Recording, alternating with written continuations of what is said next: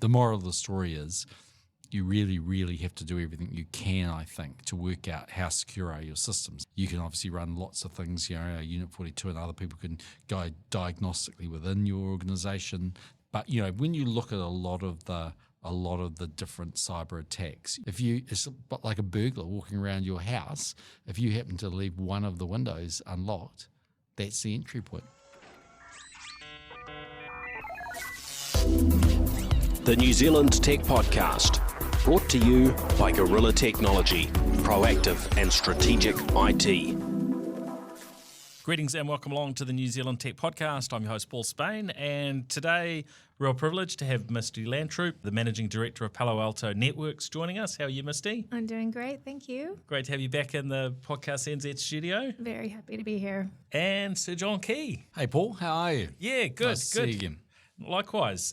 So today, we're going to be delving a fair bit into cybersecurity, but also into areas of data privacy and things that are important from a technology perspective to Kiwis. So I think you'll enjoy this. You don't have to be a Chief Information Security Officer, a CISO. You don't have to be someone that works in a security operations centre, a SOC, or any of that, although I'm sure it will be of interest if those are the sort of roles that you hold, because we will touch on a fair variety of topics today. And you're wearing your hat today as a Director of Palo Alto Networks. I am, very proudly. The company's doing extremely well. That's not a offer to buy shares or anything, but no, look, it's been an amazing company. I've been on that board 6 years, and it just goes from strength to strength, so it's been doing incredibly well. It has been, yeah. It was interesting, looking at the share price and to see how it's, continuing to do strongly. The company's had a lot of acquisitions, even, just in the last few years, right? Yeah, well, I mean, when I joined, it was about an 18 billion market cap company in US dollars. Today, it's around about 125, 130 billion. So, exponential growth. To your point, we've probably acquired about 30 companies that, maybe even more, but many of them, within the delegation of the CEO, so they don't always come to the board. Combination, really, quite a lot out of Israel and a big number, obviously, out of Silicon Valley, and they've really been part of. If you think about the company, started life as a firewall business, very good firewalls, but as, of course, our customers morph towards the cloud and to the services that come off that, everything from sort of Unit 42 to better SOC management, we've joined that evolution with them. And the real aim has been to do two things, either build or buy best in breed. And the second thing is to offer a holistic solution to our customers. So, the big sort of internal buzzword is platformization. I don't even know there is such a word, but we'll tell you that there is. And that really just means end to end from sort of entry point through to the back end of it. A solution that means that you deal with Palo Alto, and selfishly that's great for us, but actually far more importantly for you, it's actually, as a customer, a lot better way to operate, because it's those intersections between various vendors that create one of the stress points and one of the vulnerabilities. So that's really the aim around it. And it's been working very well. Yeah, well, that's good. Now, before we jump in, we should thank our show partners. So a big thank you to HP, 1NZ, Gorilla Technology, Spark, and 2 Degrees.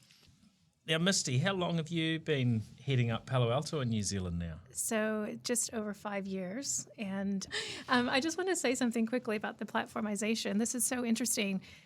Our competition has now started to adopt that as well. So I just was on a call this morning with one of my team going through her quarterly business review, and she had an example from a customer of one of our competitors, and they almost identically adopted all of our messaging, every single thing that around platformization, but then put it into their vernacular. And so not all of their stuff was exactly like ours, obviously, but they didn't let the truth get in the way of a good story. But I think that just reaffirms that what we're doing is we're heading in the right direction. So a year ago, if we said platformization, then people were like, what is that? And so now I feel like it's starting to become something, and I feel like we're in the best position to be able to move forward on that. So anyway, so I found that quite funny.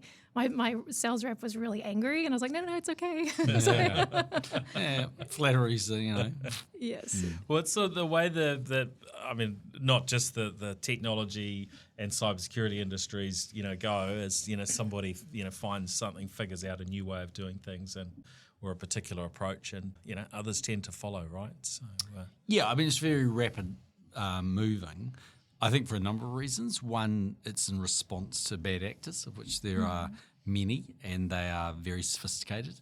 And they're everything from nation states to people who just want to build a profile and, be able to get into, I don't know, some high profile place like NASA and leave their fingerprints there. So that's one thing that's driving it. I think the second thing is technology is just evolving rapidly.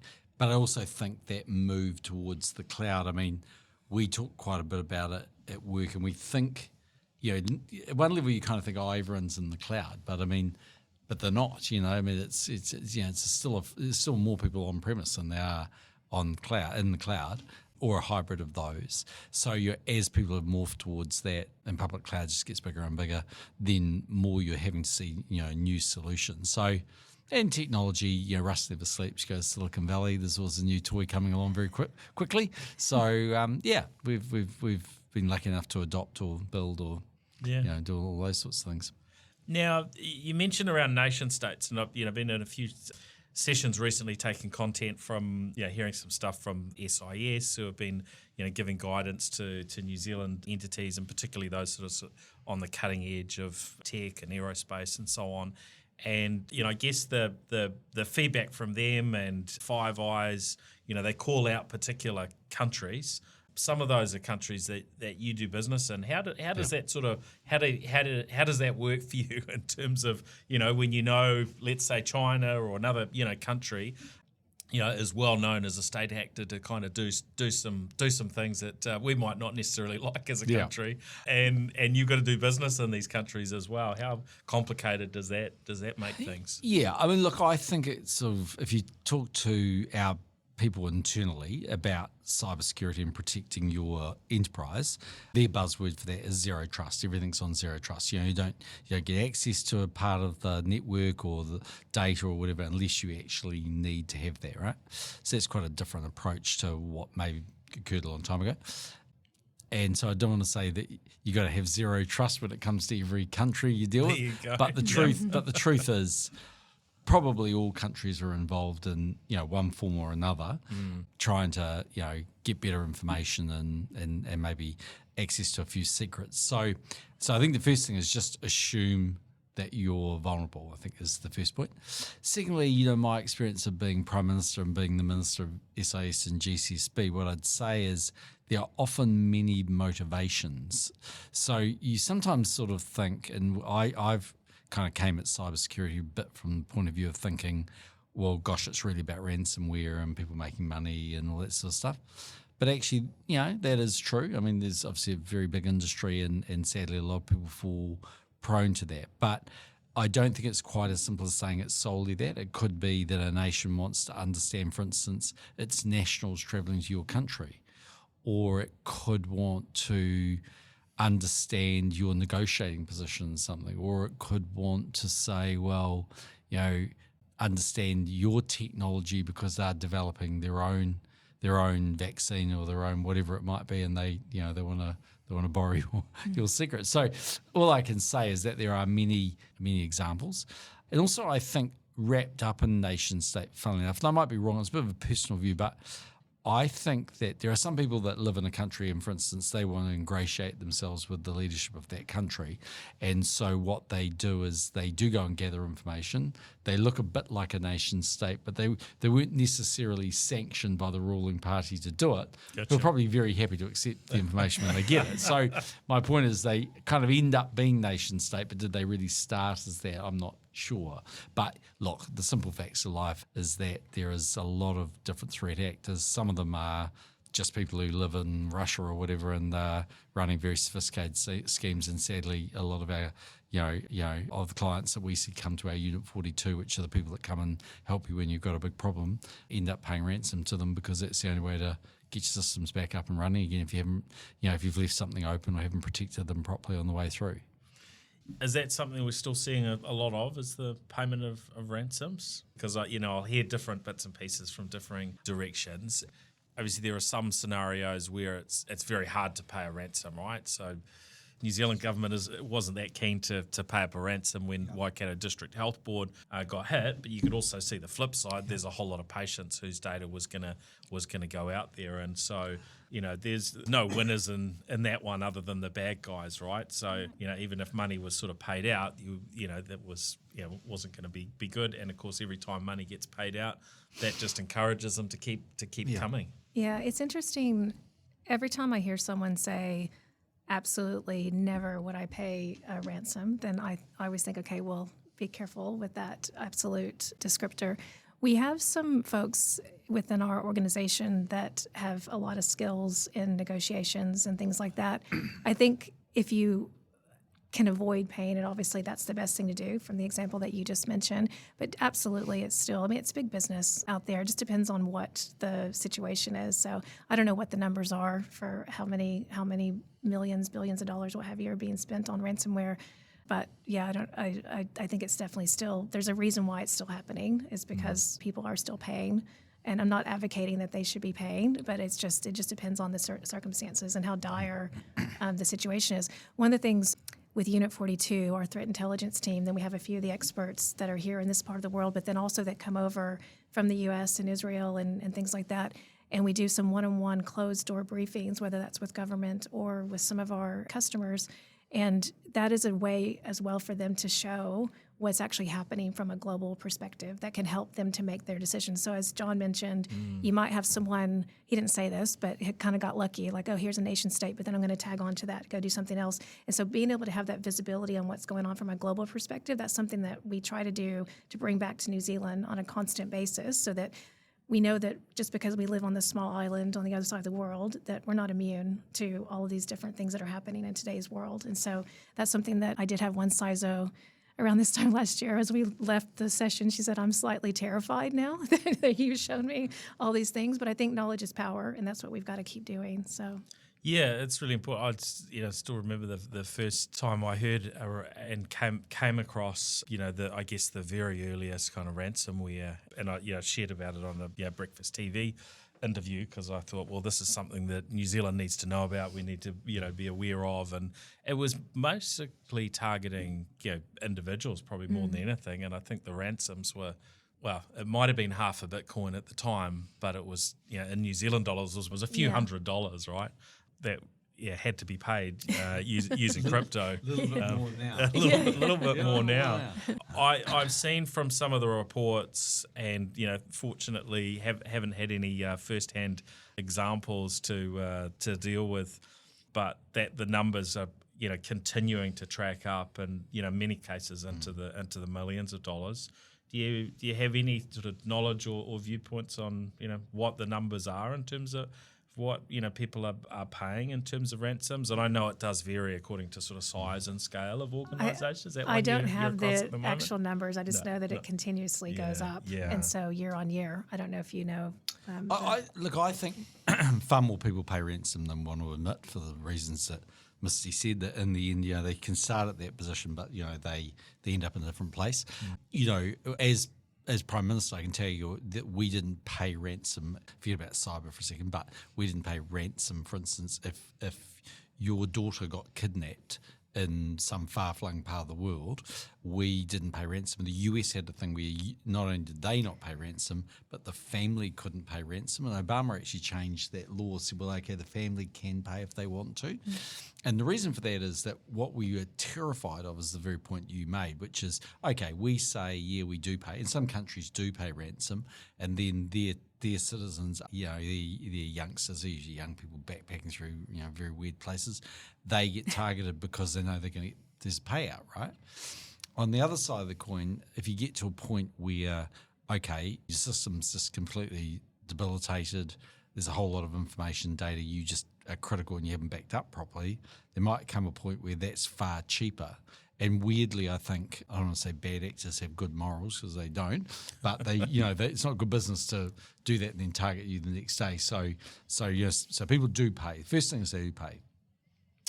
And the moral of the story is protect yourself, so you don't need to pay. But in one of the organisations I was on the board of, we had a cyber attack. Now, in the end, we kind of rebuffed them, but it was go and work it out. I'm sure very large denial of service attack, and they were bouncing around other institutions as well.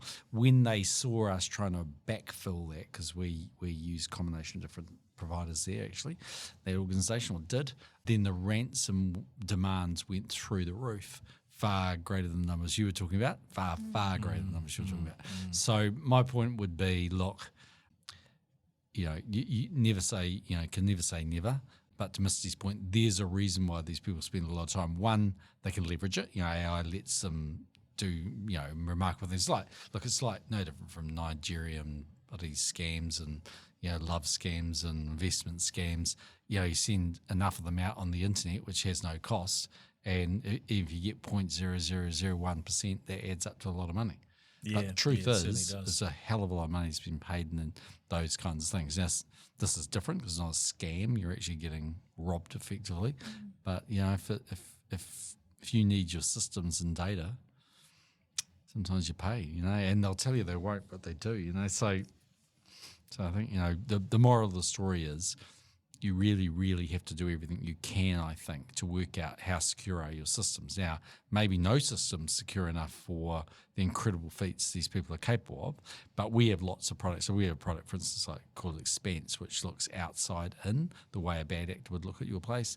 You can obviously run lots of things, Unit 42 and other people can go diagnostically within your organisation. There are other providers as well that do that. It's not just us. But, when you look at a lot of the different cyber attacks, usually someone's left an API open, or haven't had the proper security around their identity access, or maybe the person's even bad actors lived on that system for a very long time, working out what you're doing.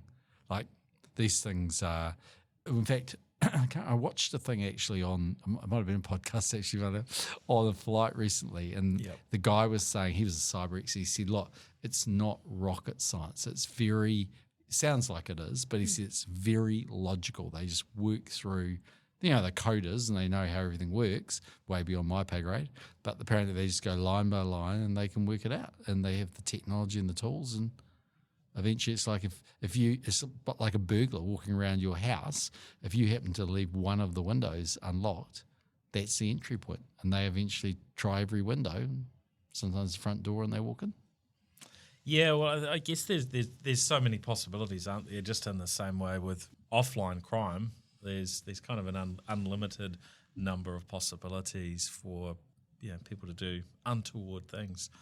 Yeah, I think in being vigilant, and being able to plan and be resilient if something does like that happen. We were talking before the show around still the number one way that people get in are from people doing something that they shouldn't be doing, or with social engineering and with the sophistication of technology. But then really it's someone at the end of a keyboard. Getting into the holiday period, we're going to see the same things happen again with cybercrime and targeting vulnerable people. What's the easiest path? It's a business to them, so they're trying to make money. Unfortunately, it's not very, from a moral perspective, it's not very good. But so that kind of stuff hasn't changed, and I think it's just going to continue to accelerate with the advancements of what's happening with AI. So, yeah, I was noting the last report was probably earlier on in the year from Unit 42, which of course is part of Palo Alto Networks. They highlighted there'd been this change where phishing used to be sort of the number one way of compromising an organisation, to where software vulnerabilities actually had certainly during 2023 had taken that sort of top spot. Any idea on why that change? Is that because it's got much harder to do phishing, because people have had a lot of training? I guess multi-factor authentication makes it harder to a degree, although I understand phishing itself has got more sophisticated in terms of how they do these things. Well, I think it also goes back to, there's just such an enormous amount of data out in the world today, and when you look at it from a software developer perspective, then they're developing code, so code to cloud, but then you've got all of the cloud service providers that there's opportunities there from attack surface management, and then the linkage back to the security operating center. So one of the things that we've done is there's so much of a tighter linkage now between what's happening with we call it our Prisma Cloud or code to cloud solution and our SOC. And so because that's one of the things that's probably exploding, I was reading we do 9 petabytes. We process 9 petabytes of data every single day from about 80,000 customers. So think about all that data and ingestion that's coming through.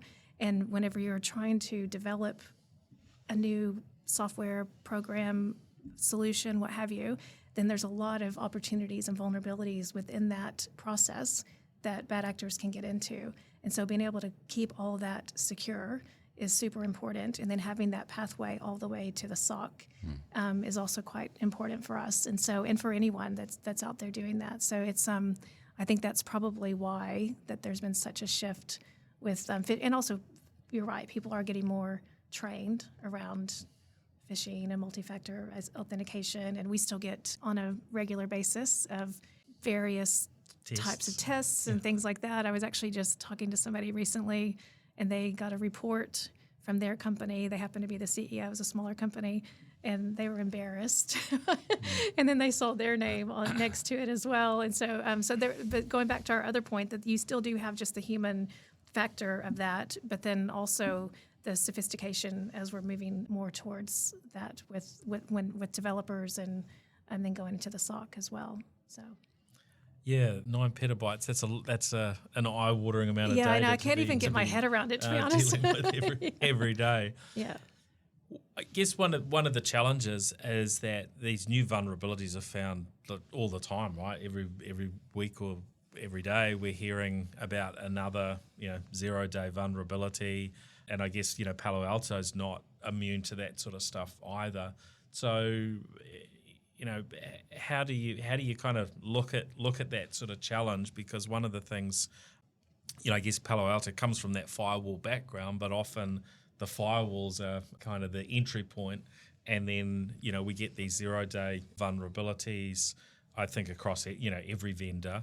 But there's that challenge, I guess, in the way that each organisation has to take a lot of responsibility for themselves and maintaining them. And I think one of the stats we heard earlier on in the year, I think it was to do with Fortinet and their firewalls, and they'd had a particular 0-day, and some months later, the percentage of firewalls, I guess someone had done some sort of online scan that weren't patched. There'd been a 0-day, and that had been a patch had been made available, but basically a really, really high percentage of organisations just actually hadn't done anything with it. So that it was like leaving the window open, right, or leaving the front door open. We have this challenge. There's so much work for IT organisations, be it internal or external, to do, and so many things to know that becomes a real challenge. And I guess even more so within probably the smaller organisations who might have zero awareness that they're even supposed to look after these sorts of issues. I mean, I think that's right. I mean, there's so many changes and so much technology and all of that sort of stuff. But one of the things is that the more that we can automate and use AI and digitize solutions for customers, the better we can help them actually identify what the real problems are. So if you look at XIM, for instance, as a digital dashboard basically for your SOC, the big advantage of that is it does drill down on what is tens and tens of thousands of alerts you might get every day, and in the end come down and say these are the 3-4 things you need to look at, right? And I think if you can get to a point where you can use technology to drive that, then you can free your people up. Because I think one of the big problems that you have is we're overloading them with absolutely a gazillion things, and they either get to the point where they get a bit immune to it and so they might miss it, or alternatively they're just so snowed in they don't actually have the time for it. So I think we do a lot of, that's what we're trying to do, is to say, how can we either patch a problem for you or automate a solution for you? Because to your point, I mean, we do our own, upgrades for our firewalls, and we looked at some data at the board the other day about the number of people that adopted those patches, and they were pretty good, to be fair, but it had taken a massive outreach for our people to push them to do it, and there were still quite a few that they hadn't done it, and that can, there's a reason we have a patch, and that's because it mightn't have been a vulnerability back then, but it's a vulnerability now. Yeah, absolutely, and I think us helping them to make sure that they stay up to date, because staying up to date on the patches is absolutely critical things change so quickly. So getting a critical vulnerability, even if it's with one of our competitors, I would never wish that on anyone, obviously. And so it's amount of how much time does it take to kind of make sure that that can happen. And then also we rely heavily on our channel partners. And so making sure that our channel is up to date, and then they also understand how to keep their customers, which are our collective joint customers, then that's super important as well. So it's a massive partnership to make sure that all happens. So. Yeah, big job. Now, I guess sort of a bit of a pivot, sort of looking at things from a governance perspective. You must have some, seen some interesting things there from, Prime Minister level through to, sitting on varying boards. How have you seen things evolve from a cyber perspective at that level? I mean, I'm picking that the importance of cyber security over your history is just completely evolved, and as it continues to do so. Yeah, I mean, it's developed very rapidly, as the industry has. I mean, when I first became Prime Minister and became the Minister of GCSB, I actually thought we were quite sophisticated because we developed some really good technology, and it was technology that we were kind of filling the place of a private sector provider, really, because Cortex was a system that we rolled out on top of what we saw as critical infrastructure. Obviously, we had it around Treasury or the Reserve Bank or whatever, but we also gave that technology to some core players that we thought, were critical to New Zealand's, secure operation. So at the time, we thought that was, we thought that was quite sophisticated, and to be frank, it probably was. But it's changed. It's really, really changed rapidly. I think there's a few different things in there. I mean, one is, firstly, government has actually been quite slow to adopt technology. So, and there are lots of reasons for this. Misti's sick of me talking about this, but when INSIS came along, which you'll probably remember back in the 90s, and the police invested in that IBM system and it failed, it scarred the public service beyond belief. And so the public service, who really, let's be honest, are paid to say no, not paid to say yes, because if you say no, there's not a problem. But if you say yes, and we had it with NovaPay when I was Prime Minister, you can sort of name them, obviously all of a sudden it becomes a massive problem. So the government's been quite slow, but of course the reality is saying no is doing something. It's often doing very much the wrong thing. So the government and the way we provide services, the way we engage with our citizens is going to have to change rapidly. Estonia is the country they kind of roll out as the poster child, and there's no reason that New Zealand can't do that as well. And there'll be a lot of great outcomes from that, but we are going to have to get better both at developing that technology and also the cyber protection. I think from a company point of view, what I'd say is for directors, this is a really hard challenge, because I think no director wants to sit around and have their company hacked or their core, systems compromised, or have to pay ransom or whatever, or have their customers embarrassed, or their private, emails out there in the domain for people to read. So we're not all stupid. I mean, and we're quite well educated at, different events. So therefore, the question is, well, why doesn't it work out like that? And the answer in part is, I think boards really struggle to know what's the right question to ask.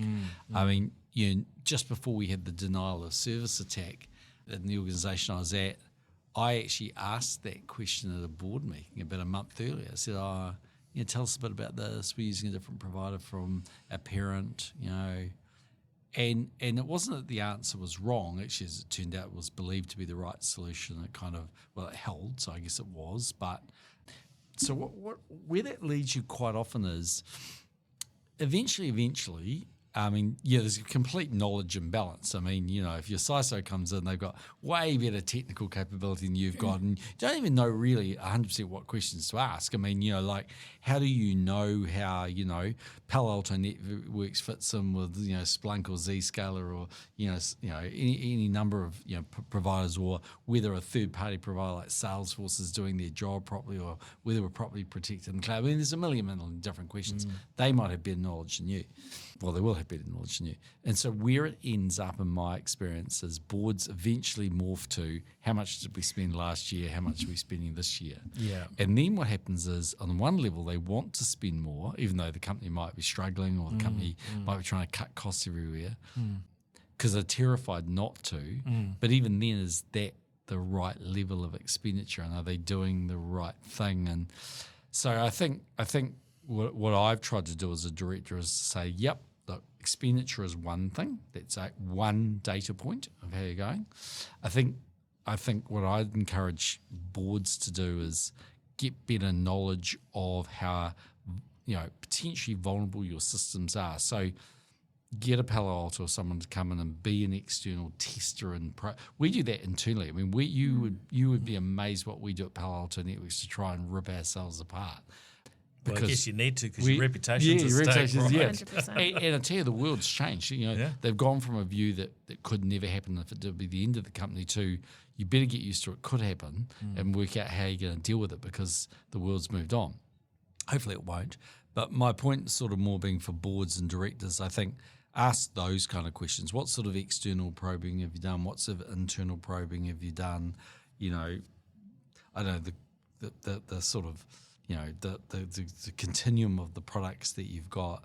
I don't know. There aren't easy answers for this because, as I say, I reckon on average, most directors are well-meaning and they want to spend the money and do the right thing. They just don't know what the right question to ask is.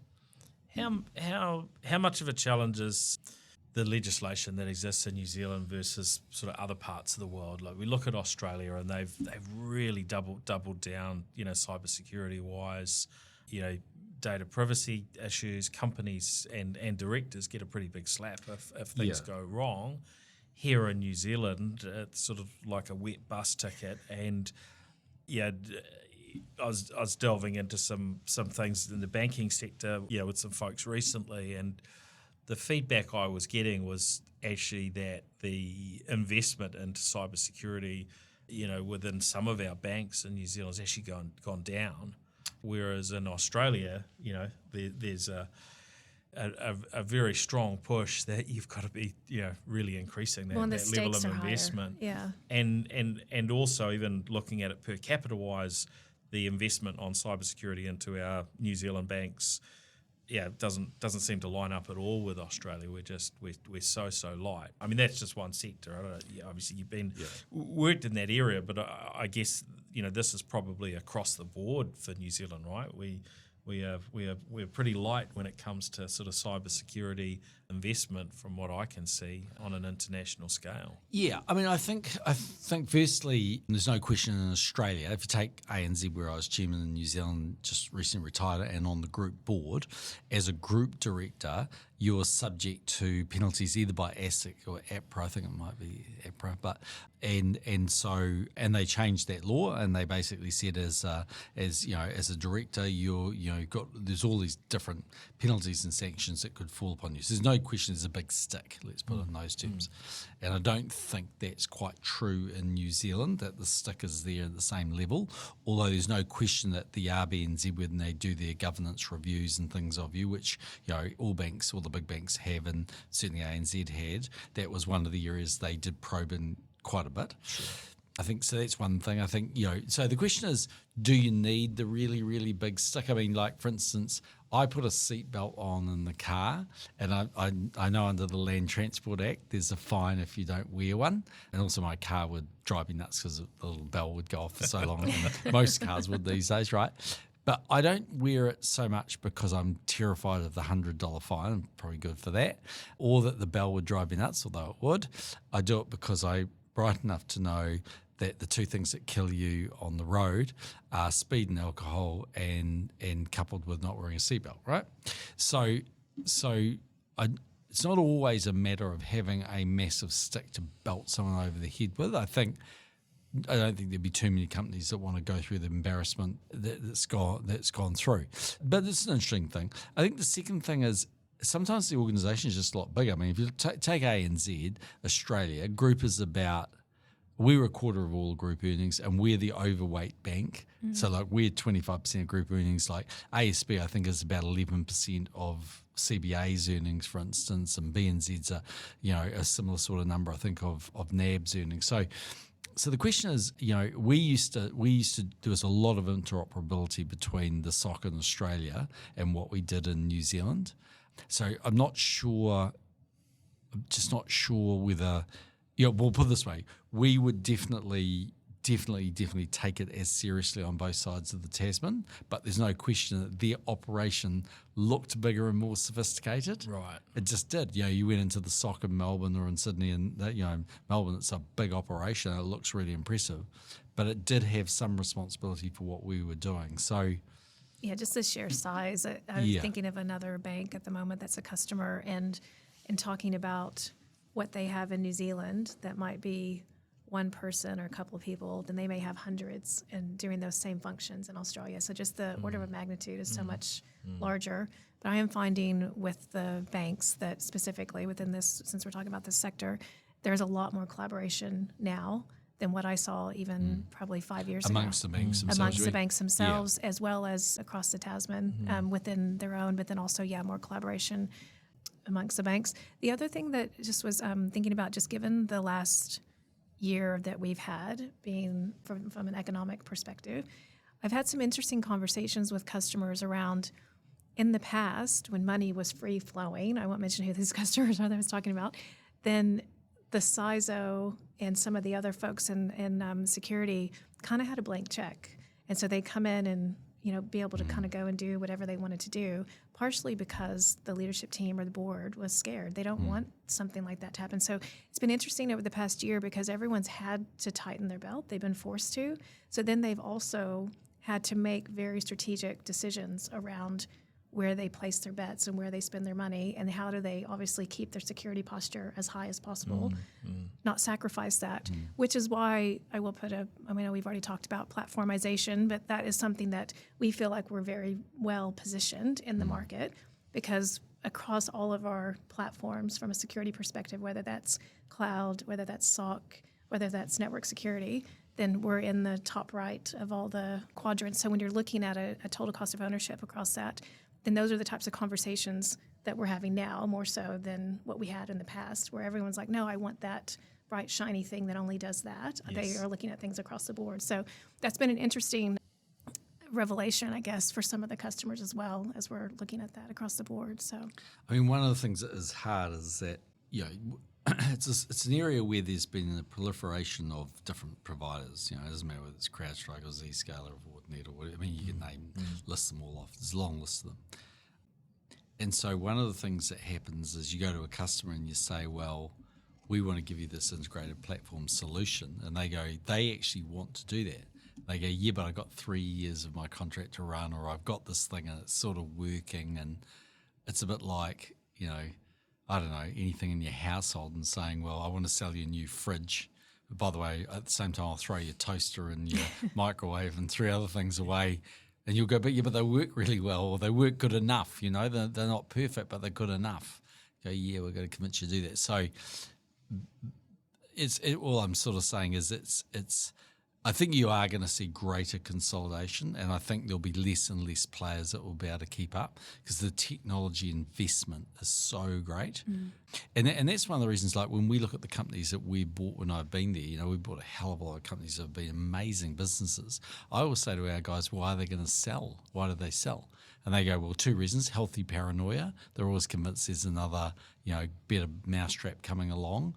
But the second reason is, if you take Palo Alto and a gigantic global sales force, our capacity to leverage a new product is just way different from their capacity. So usually when we buy these businesses, honestly, I am amazed what we're buying. We're literally buying some really good technology, 3 founders, maybe 2, and about 10 customers.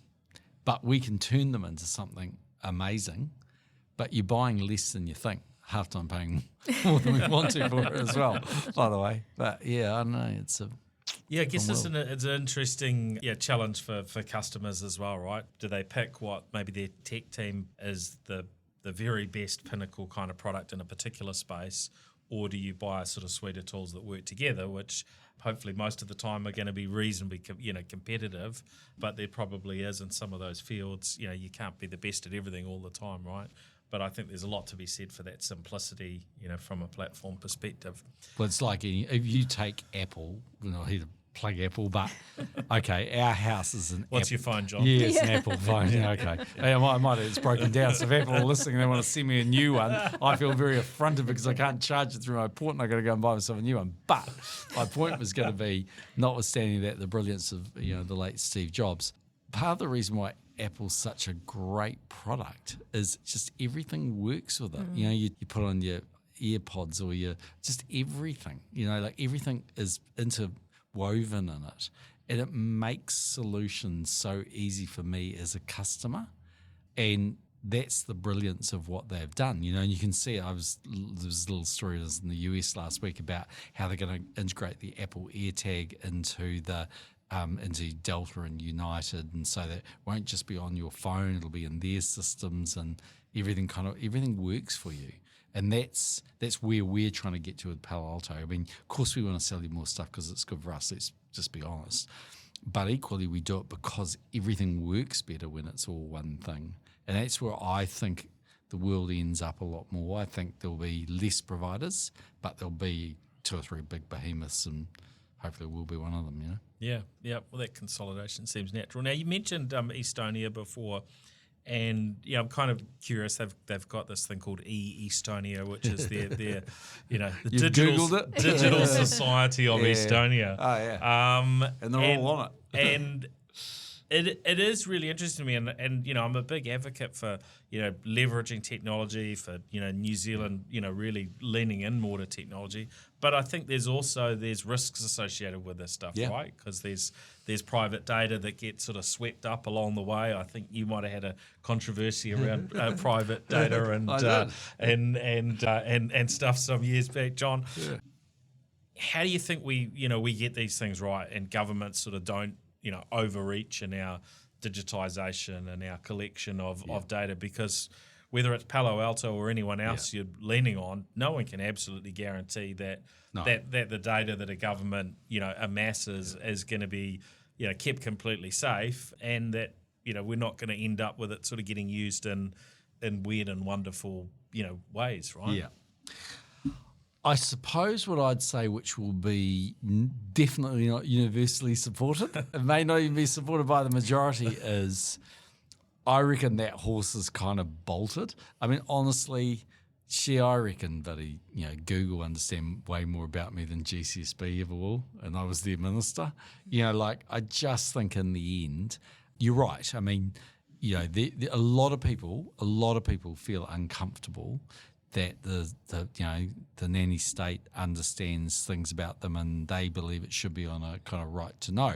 And I remember when we were passing the law about, it was all to do with, I think, with mobile phones and whether a customs officer could look at your mobile phone, and all hell broke loose. Like, some ministers were just outraged. They were like, no, hell will freeze over before I'll ever support that.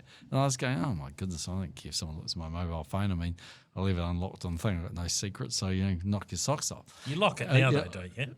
Well, I lock it, but my point is I don't care who looks at it, because it's sort of, it is what it is, But the point sort of being, everything's a trade-off. So the trade-off is, like, for instance, if we all had a national security number, we all had, retina ID, we wouldn't need a passport, we'd have a hell of a lot less fraud. I wouldn't have to ring up all the time and go, hi, I'm John Key, I'm born on the 9th of August 1961, and bark out my passport number and all that sort of carry on, because they'd know all that, right?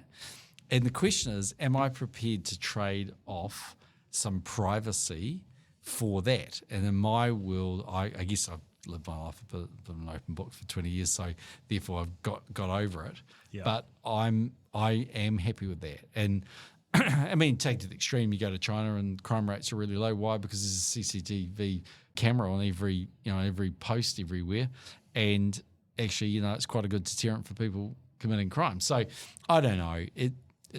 I can assure you, lots of people won't agree with me, but I do think that we're in a world where nowadays big tech companies understand what we do incredibly well, and are we really giving up that much, I guess, is my point. I'm not sure we are. Kind of like, do we have our head in the sand or not? Well, so if you look at TikTok as another, I mean, and I'm not a TikToker, but my daughter has been on it, and Snapchat and all the horrible, I think they're both horrible. Yeah. just the algorithms and the targeting and knowing and the data and knowledge, and it's unbelievable. And so, I agree that the algorithm's amazing. You look like it's an incredible algorithm, right? And I'm don't frequent that stuff these days. Don't have to worry about those things. Leave that for Chris Lux, and he can get water thrown all over him and promote his tax cuts, on TikTok or whatever. But although my hole-in-one in golf got millions of views on TikTok, that was pretty cool. But outside that, no, I don't have to worry. But I don't know. I mean, we did a thing for Google when I was Prime Minister. They wanted to test something in New Zealand, and so we let them do it because it really suited New Zealand. Well, this was the Google Learn thing. Yeah, we did Learn. Island. Yeah, exactly. Yeah. So, and Eric Schmidt rang me actually afterwards just to thank me, and I was sort of having quite a long talk to him, and I said, "Oh, tell me about the countries you think are doing really well." And that was when I first sort of realised, well, Estonia wasn't really the one I was going to pick to be the digital sort of warrior of the world.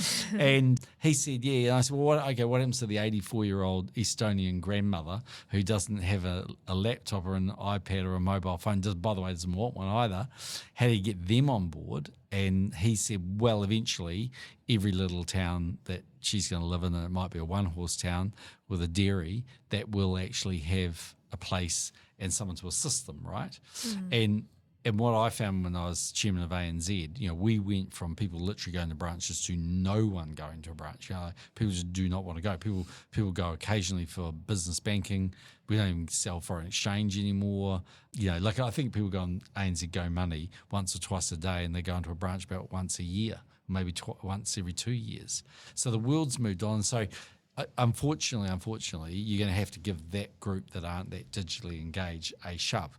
And that is the big moral dilemma that you're creating, because when they get scammed, they then go, but hold on a minute, you the big bank, you told me to go online and then I fell for whatever happened, and now you're telling me it's my fault. And you can see that dilemma actually for the regulator, the banks, the individual. Yeah. I get it actually. Yeah, I was in Waiheke over the weekend, and I saw one of the banks had basically changed to a lobby with an ATM machine in it or something along those lines, right? There, clearly nobody there.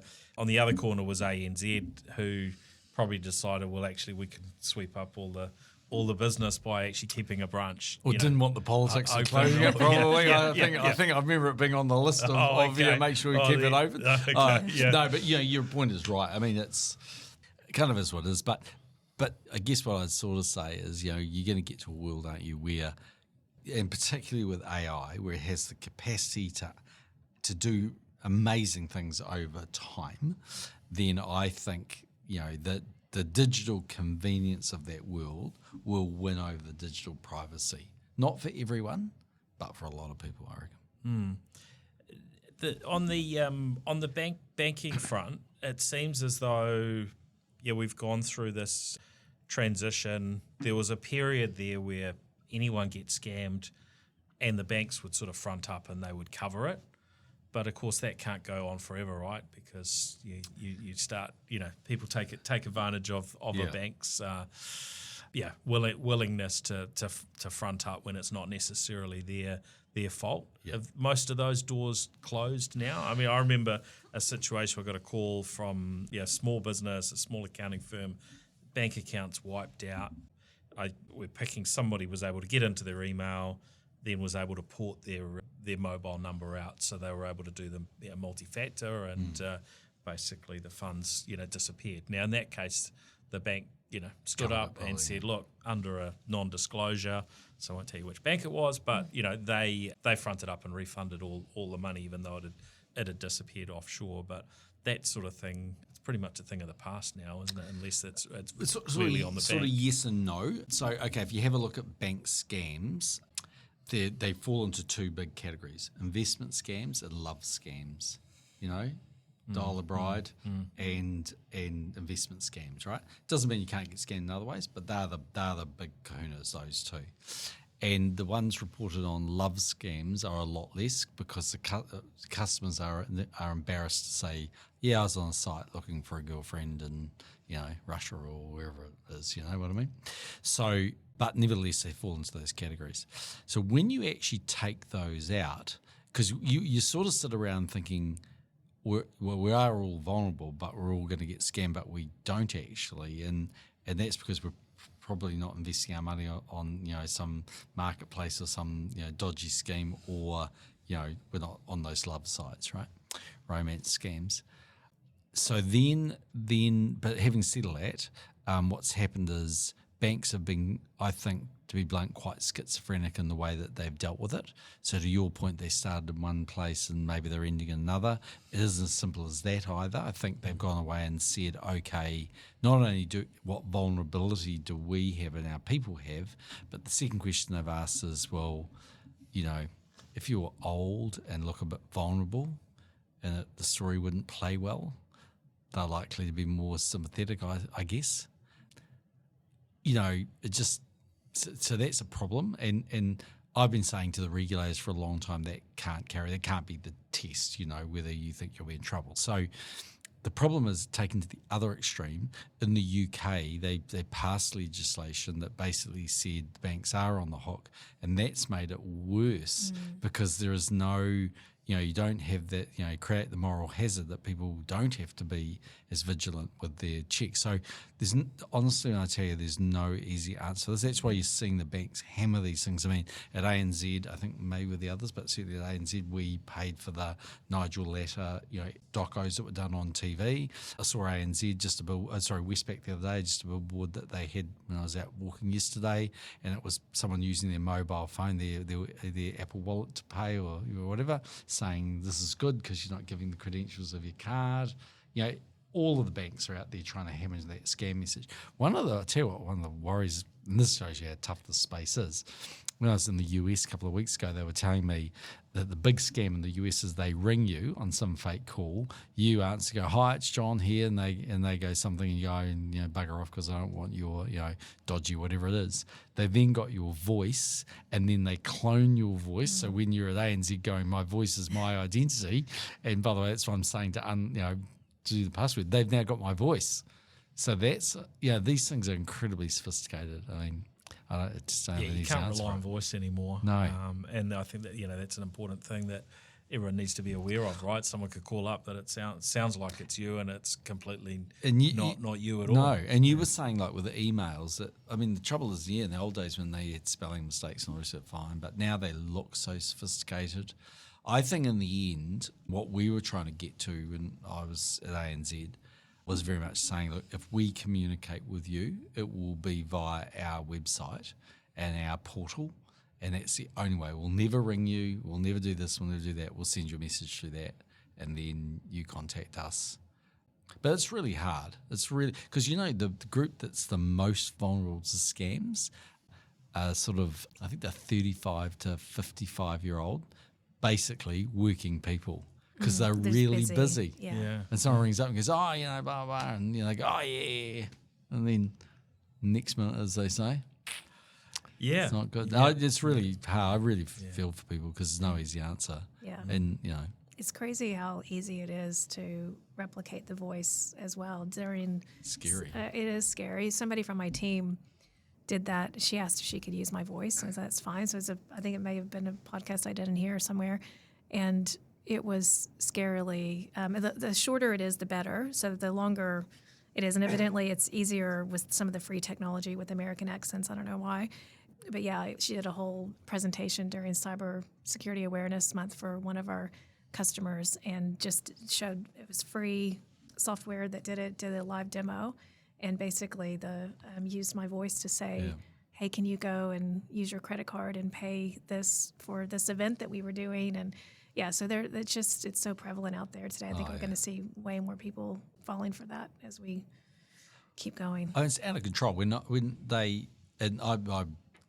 was really grizzly with Facebook, but they did these guys, some dodgy people, put together a montage of basically me promoting crypto. And they'd taken a whole series. They haven't even done it through AI. It wasn't even that sophisticated. They literally got a whole bunch of different things I'd said, and then put them mashed them together, and it looked like me. And I went to Facebook and said, well, it looks fake, so can you take it down because people are investing on that. I used to get thousands of emails from people thanking me for the advice because Bitcoin went through the roof and it was all good when it was going up, And we went to them and we said, look, it's fake. We're telling you it's fake. And Mike Hosking's been, going on about the same thing. That's where I reckon, I think we've had scams occurring over mobile phones. I think the telecommunication providers have got a real, they know those calls are fake. They know those numbers are fake, right? I think the social media platforms have got a real job to play. So I don't think it's just the bank or just the healthcare provider. We're one part of it, but we're not the only part of it. And government's going to have to get a lot better. If it wants to get tougher, no issues with them getting tougher, but get tougher on everybody, and your sponsors might not quite like that, but it's true. They can tell off their systems that text message is a phishing text message. Really. Yeah, and I think they've got mechanisms in place that'll block when they when they do know. I mean, for me, it tends to be the social media companies I sort of lean into as the most culpable in a lot of these things. And we've had Meta around the table here, for a private conversation, and they just wanted to promote their latest stuff. It's their PR team. But when I threw a few questions at them around some of the things that they were doing really, really poorly, which, like the example you give, that they should just be able to cater to, right? I mean, they're making insane amounts of money. Yeah. They should be able to, block these things. I mean, I had my Instagram account duplicated I don't know how many times, and it was, so obvious. Any company could create the technology that looks out for something that's got your name or a slight variation on it, your photo off your profile. They lock it in a particular way. Just so obvious. It would just keep happening and happening and happening. And it took them, I don't know, maybe a year or two before that stopped happening. And, all of these issues, and they just seem to sit there and happy to rake in the money and cause all sorts of dramas and people's families and people taking their own lives and so on because of some of what happens on their platforms. And I think it could be a real worry. I mean, what happens if they go out there and these platforms aren't prepared to play ball? And to give you an example, someone goes along, let's say I was still chairman of ANZ, and then they put together a little thing using AI or whatever, and it's me saying, there is a liquidity problem, and then they get the Reserve Bank governor and they've copied his voice, and he's saying, yes, I'm very worried about X, Y, Z. That's a run on the bank. I mean, that's really serious stuff. So, so the point is, we are all in this together, and we are all going to make a march towards a digital world where it's totally digital, and it's not going to change. If we fell asleep today and woke up in 5 years' time, we'd be a little bit hungry. But the second thing would be we're a way more digital world. And, you talk to someone like Nikesh, who's our CEO at Palo, who's stunning CEO. He always says to me, look, if you look, it doesn't matter whether it was the mobile phone or the internet or, whatever, or AI. He says we always overestimate in the short term how good things are. We always underestimate how powerful they are in the long term.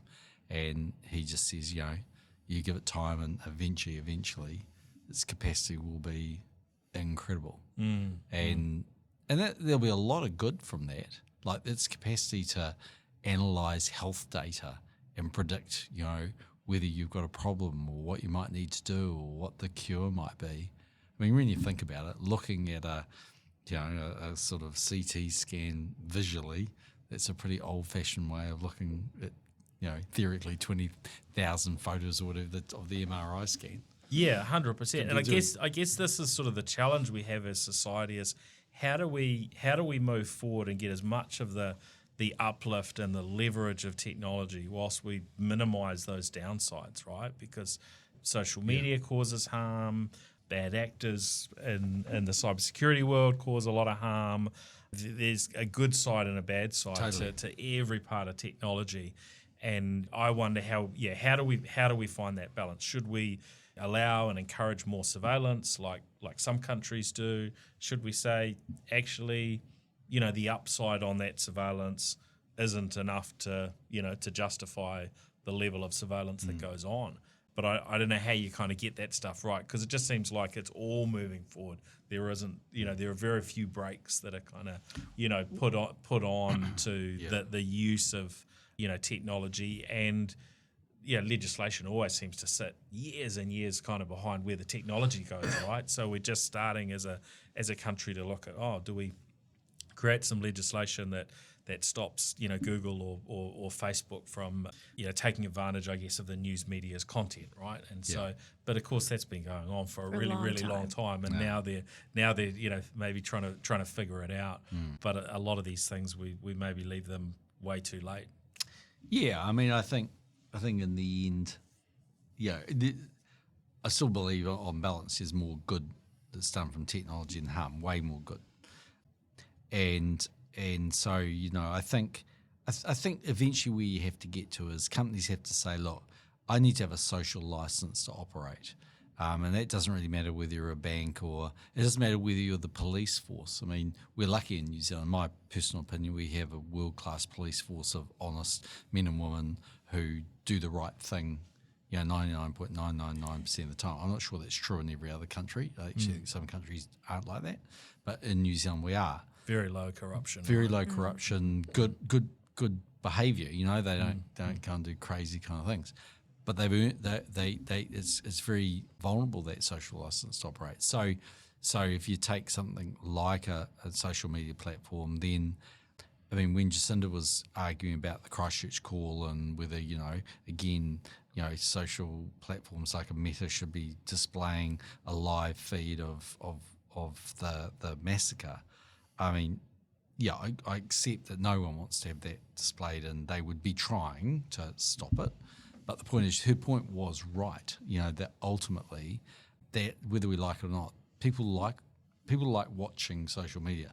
So if you're going to have bad stuff up there that none of us want, they are going to have to be, to a certain degree, the gatekeeper. And they don't want to be the gatekeeper because, to your point, they want every piece of revenue and every eyeball they can get. And that stuff's obviously wrong, but there's other stuff where it's more marginal. But I think at some point they are going to have to say, well, okay, we don't live in a world that just is completely unfettered, we live in a world that there are some things you have to accept, and they're going to have to step up to that more than they have, in my view. And that's why I think they're under pressure in the United States. I think that's why there are congressional hearings all the time, and you had a whole lot of people during the last election campaign saying they're going to break up some of these platforms if they're not careful. It's going to be interesting to see what the new what they actually do, what it actually happens moving forward. Yeah, it sounds like Google are under some pressure. Which I'm really proud of all of us, by the way, for not talking about the U.S. election. We've done well. That's all anyone's wanted to talk to me about for the past few weeks. So Yeah, well, and look, there's probably a lot more that we could go into here, but look, I have to say I agree. The uplift that we get from technology, to date has been really good. Sure. I think there's a lot more opportunity ahead of us. Yeah, well, if I hadn't used Google Maps, I wouldn't have made it here today. So there's a godsend for a start because I drove myself. Yeah. So, but I think there is that need that we have to kind of keep evaluating and looking at those downsides, and cybersecurity and what Palo Alto does, obviously, as a part of that picture. But I think there's the legislation side and a lot of other areas we have to kind of keep working on, and hopefully as a country we get that right. I guess just sort of wrapping up, how do you both feel how as a country New Zealand does from a cybersecurity perspective? I guess my sort of long-standing, concern is that because we we have so many sort of smaller businesses that are, very stretched in terms of resources and finances and so on, that it's actually quite hard, for us to be successful in terms of, protecting ourselves from a cyber perspective, because not every organisation has the budget to sort of throw at a high-end end-to-end solution, or be able to have a chief information security officer, to be living and breathing this stuff every day. Well, that's something, obviously, Gorilla Technologies helps as well from a SMB perspective. And I think we talked about it a little bit earlier. I believe, and I agree with some of the things that John was saying, we can do better as a country, as New Zealand Inc. I do think over the past few years I have seen improvements. And so even having cybersecurity on the agenda for a board meeting, which used to not be, I'm not as an experienced board director as what John is, but it used to be not something that you would see. One of the things that I'm really proud of, because I feel like at Palo Alto Networks, we have a huge sense of responsibility. And so we just recently launched into New Zealand Cyber Fit Nation. And that's something from when we look at education and enablement from kindy to the boardroom, and then we've also started extending that out to retirement. And so that kind of looks at everything across the board. So it's a lot of our education and enablement and awareness and all kinds of stuff for every single demographic that we can have. It's small. I have been asked a few times, what is Palo Networks going to do to give back to New Zealand Inc.? And that's one small thing. And we also are looking at being able to get that. One of the things that we recently went into partnership with the Network for Learning, and so 2,500 schools across New Zealand. So we're also using the CyberFit Nation curriculum and some Cyber Aces and the Cyber Academy and those types of things to be able to do that. So that wasn't an opportunity necessarily for me to try to just put some plugs in for that, but we're constantly trying to figure out how do we give back, how do we do more for that, because you're absolutely right. There's a lot of companies that absolutely do not have the means to be able to do what they need to do to be able to combat some of the sophisticated threats that we have out there. The other thing I'd say is from an AI perspective, generative AI, and then you'll hear agentic AI that is getting even smarter and more autonomous, then everyone needs to stay vigilant and everyone needs to stay educated. So be curious and make sure that you're staying on top of that, because it's something that it's not going away. And I can't imagine if we went to sleep for 5 years and woke up in what world that we would live in. I think it's going to be drastically different. So I think New Zealand's gotten better, but I think we have an opportunity presented in front of us right now, specifically with what's going on from an AI perspective, that we could leapfrog from education, from healthcare, from critical infrastructure, just everything, if we play our cards right, and then also try to make sure that that is obviously secure across the board. So, yeah, I think at one level, I have always thought New Zealand does pretty well on technology. Like if you look at the banking space, sometimes when I'm in the US, actually, I think, oh, they're not very sophisticated. I mean, still writing checks. Oh, yeah, still writing checks. They're still a very cash-driven society, To be fair, I'm a customer of Bank of Hawaii, and they've been recently improving quite a lot, actually, their technology. But I've thought for a long time we do pretty well, but I think we are a victim of being small, to your point. So where we part of a multinational world, or you're a branch or whatever, I think those sort of organisations, that's a lot easier. But to your point, when you get to the small and medium size, it's really tough. Now they can kind of combat that by buying services from external providers, and there are lots of things they can do. And it's sort of weird, like sometimes in technology it's not always straightforward. Like I remember we used to get so much correspondence, and even my wife would say to me, can you explain to me why we have to pay a surcharge when I go tap and go to get my coffee, but if I use my FBOS it's all fine, and in Australia I go and I can use tap and go and it's free. I go, well, because of the way they negotiated the deal, but it looks really bad, So the point is we've got to fix that one actually. It's not the banks, actually it's the third party provider, but it is what it is. So I guess my point would be a lot of it's good. We need to be a bit realistic. We can't develop it at the same rate that other countries can. I think one of the things that's actually happening in the New Zealand space, I suspect, I don't know firsthand, but I bet you it's true, the capacity to do development out of India, for instance, in countries that are quite low-cost providers, going to a Tech Mahindra or something and getting stuff written now. Like my son, he's a little property developer and he's got a couple of other little businesses, and he's been using a guy out of India who's been developing, it's just amazing stuff at incredibly low prices. Has he got someone to have a look at the cybersecurity well, aspects? Yeah. His father's kind of looked at it. Yeah. Well, his sister's a jeweler and she's doing stuff. Yeah, he's advising her. You've got to look at the whole picture. Do a little security posture assessment for them. We kind of think the family's got it covered. But yeah, so look, I don't know. I mean, I don't think we have to sit there and be ashamed of, we're not walking around with, third world technology. But I mean, that was one of the reasons why when I was Prime Minister, I pushed so hard to roll out ultra-fast broadband. If we hadn't had that, we wouldn't even survive during COVID. And I remember at the time the OECD and others came out and wrote reports saying it was terrible investment. Well, actually, guess what? They later on came out and said it was great investment. So sometimes you just have to lead, and it just comes back to that point of saying, okay, I'm not asking you to be Nostradamus. You don't have to be a visionary of 1,000 years, but let's just sort of sit there and say, what do we think the world will look like in 5 years? And here's a clue: more of you will be doing more online. Doing very little, in person. It won't take away every job. It'll take away some jobs and it'll replace them with other jobs, But why do people do all the things they do online today? Here's a clue: it's convenient. Yeah. And people morph to convenience, you know, and so that's what you do. And I think, you know, it's not going to go away. So you got to invest in technology and you got to understand it. 100%. Yeah, I like that thought of looking forward, and always encourage that futurist mindset. We all need to put on our futurist hats and think where are things going to be going. Yeah. We might sometimes disagree on where they're going and what the results are, but I think if we're not doing that, then we're definitely setting ourselves up for failure, right? Well, and also if you think about New Zealand, what's been its biggest challenge and possibly biggest strength? The answer is geographical isolation. You know, we're at the bottom of the world, last bus stop before, Antarctica type of thing. Well, the reality is that digital solutions open up a global marketplace for us. And, there will be thousands like customers. I mean, even if you take simple things like teleconferencing, Zoom or Teams or whatever, I basically don't work for a New Zealand company. Everything I do is offshore.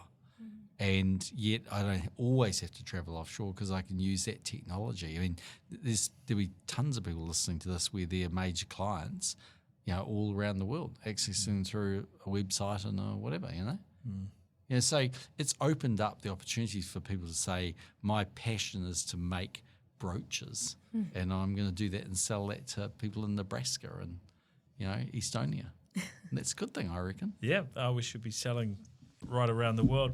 Misty, maybe just sort of finish up in terms of, where are things heading for 2025 for the year ahead from a cybersecurity perspective? Anything that we should be especially aware of? Well, one thing I think that would resonate with everyone, and if you look at just recently, we came out with our 2025 cybersecurity predictions from Unit 42. And the enterprise browser or a secure browser. So about a year ago, around this time, massive, eh? It's been huge. So we bought a company out of Israel, Talon, and now the solution has been completely integrated into our SASE solution, and it's called Prisma Access Browser. So we're all using it internally as well. So when you think about all the SaaS applications and everything and the power that happens in your browser, we're in our browsers constantly and making sure that that's secured end to end. So I think that was another one that was very interesting that Nikesh and other executives within our organization had the foresight to, and I think that's probably one too. People are like, what's going on? And then now everyone's like, oh wow, we should have done that as well. So that's just one thing that I think is universal to everyone when you think about organizations who have a lot of contractors, when you think about schools and BYOD and what, does the security stop and start at the school gate, or does it need to kind of continue on, whether that's with family and so on and so forth? So I think that is a huge responsibility and some barriers that we've been putting on to be able to help pretty much anybody that's out there. Great. All right. Well, thank you very much. Thanks a lot, Paul. Thank you, John. Thank you, Misty. Thank you, Paul. Really appreciate it. And of course, a big thank you to our show partners, 2 Degrees, Spark, HP, 1NZ, and Gorilla Technology. And thanks everyone for listening in. The New Zealand Tech Podcast, brought to you by Gorilla Technology, proactive and strategic IT.